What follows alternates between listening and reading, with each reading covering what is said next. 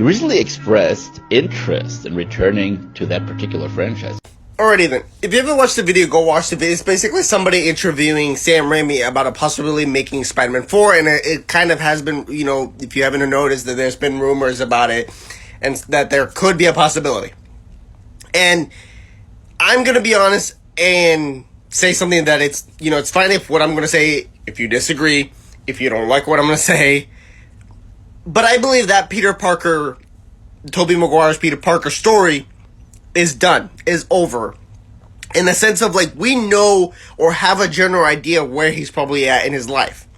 You know, he's probably with MJ, it's probably gotten better, and stuff like that. And I feel like the Spider-Man that truly deserves another movie is Andrew. And the reason I say that is because there is a part in No Way Home where that version of Spider-Man, Andrew Garfield, basically says that after he lost Gwen Stacy, he went kind of into an aggressive, a dark path.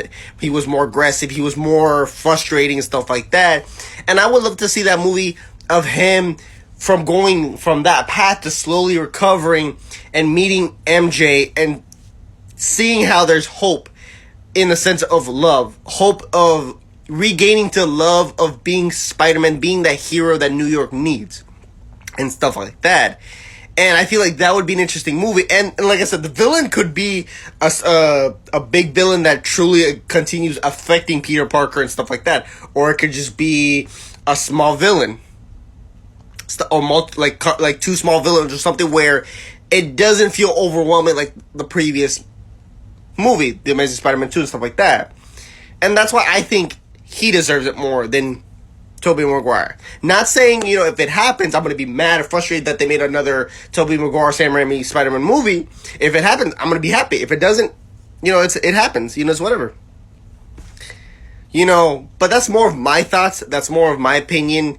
Because, like I said, the thing that, again, Andrew Garfield said about his journey of what happened after Gwen Stacy's death always kind of clicked in me and be like, man, I wish I would have seen that.